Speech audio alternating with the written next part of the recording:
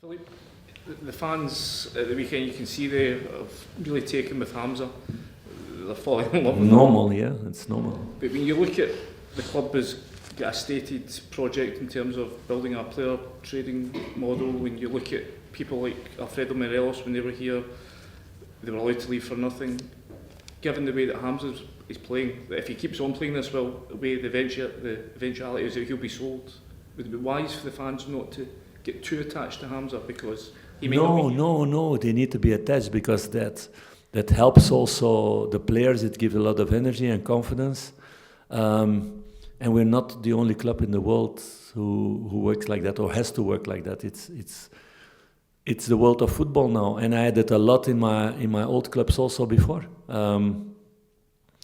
When somebody can make a next step, a higher step, and it's beneficial for and the club and the player, there's no possibility to stop them.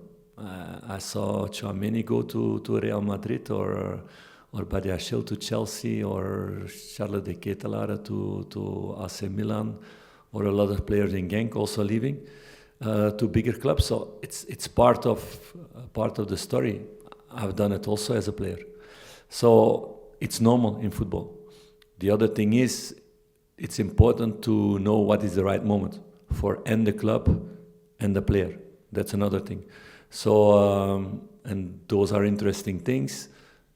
That's going to be something for the future for Hamza. I'm confident about that, but not the near future. I was going to ask that. I mean, you said in the summer in terms of Jack Butland, he was somebody that the club couldn't think about selling. Does Hamza fall into that category this month? I think it's important now, if we want consistency, that we're not going to sell players who are performing well. Otherwise, it becomes even more difficult. His progress is very fast at the moment. Do you see a situation where the club would improve his contract? Those are things to discuss inside the club, and and that's a good thing now. There's a lot of clarity after this period of 6 months where there was a big vacuum, and I was the only spokesman in the club about things.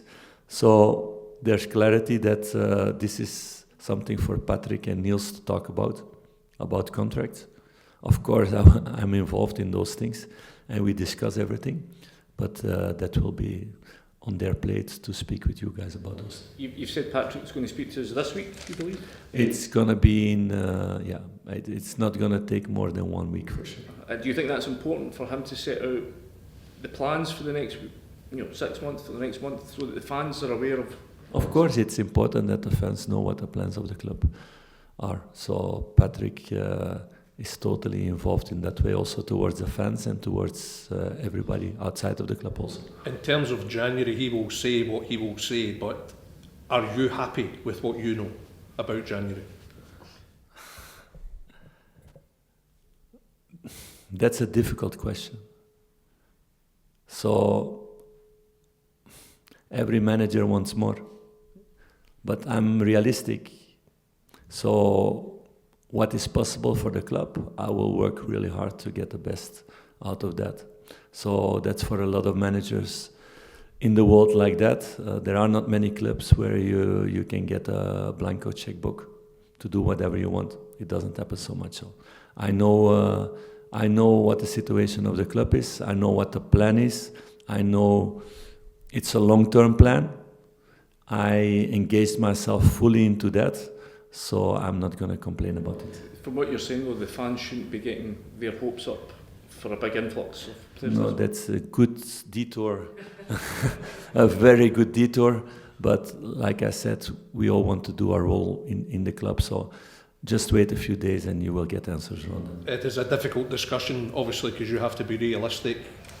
But there's also maybe a disappointment if you don't quite get what you want. Of course, because I want to win every game and I want to have the best team and I want to have the best squad. It's also a challenge as a manager, not only to buy the best squad, but also to make the best squad. It's even a better challenge than to buy one, although it's also a challenge to spend your money really well. So I went into the challenge to make the best squad. With all these people, it's not only me, it's a lot of people in this club, to make the best squad. and that's what we're going for every day. And in moments they've shown, in several moments now the last couple of months, but not consistent enough like I wanted, like it's needed here.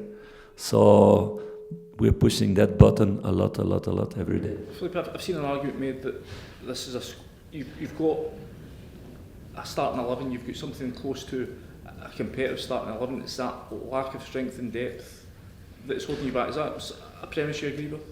It's something that's necessary in seasons like now, with that amount of games. We had talks about that, and I don't read everything, but people tell me sometimes things. So there was a lot of fuss about that, about rotation. I explained it's a normal thing, and it's not only a normal thing here. Look at the weekends. Our rivals in this city, how many players they changed towards the weekend before. And they spent 30 million in the summer by players who are not all the time in the starting 11, or by far not. So yeah, it's an important part.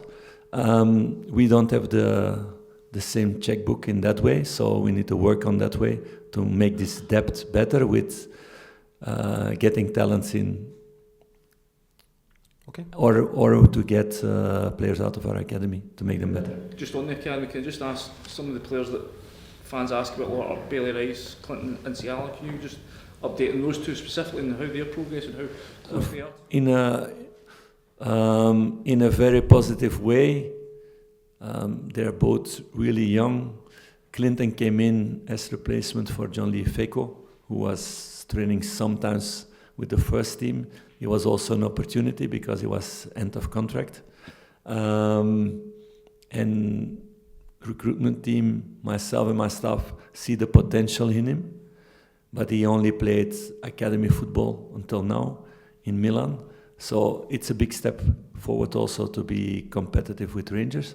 But he's taking really good steps the last couple of months, and he's more and more competitive in the squad with the other players, so that's a positive story. Bailey Rice the same, so maybe you get really good information in the club. I don't know, because even Bailey doesn't know this. So maybe you have a lucky shot also. But Bailey will be officially in the dressing room now after the game against Dundee. So that's the plan, things that we discussed this week also about the squad and which people make a next step in their evolution in the club. In that way, Robbie Fraser went also on loan for him to develop himself. We could have kept him and to be egoistic in that way, because you have a European list where you need to have an amount of Scottish players on also. So it was easy to say, no, Robbie stays, because he played also several minutes and did good things for the team, even in different positions. He's somebody with the right mentality, giving everything for the club. But in the next 6 months, with Ritvan and Jefte playing in the way they are playing, it would be difficult for him to get enough minutes to develop further. So that's why we made the decision also that he could go on loan.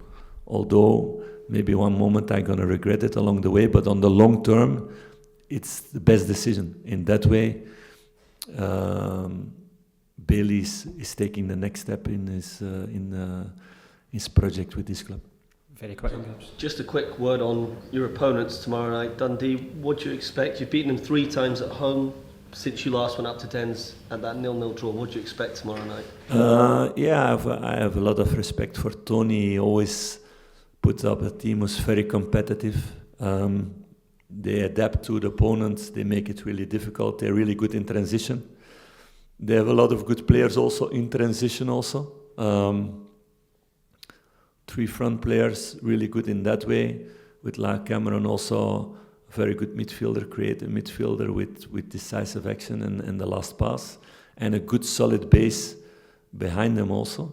So we know it's going to be a game where you need to break open the wall, see that you don't run in the transitions, and they are also good on set pieces, so we need to take good lessons out of the Hips game to be better in that. not in structure, but in being competitive in those deals, to win those deals more.